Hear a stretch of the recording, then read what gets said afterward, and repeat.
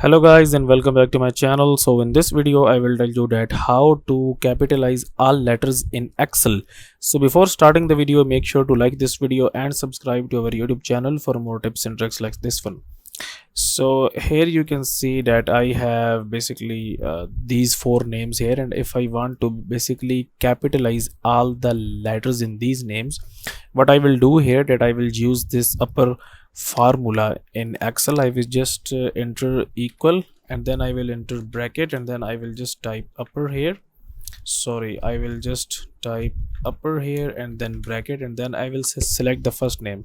So it will be an A2, and then I will close this bracket here, and if I just click on here, you can see that this name is converted into capital, and then I will just drag and drop like this one, drag it like this one, and all of the names will be in capital.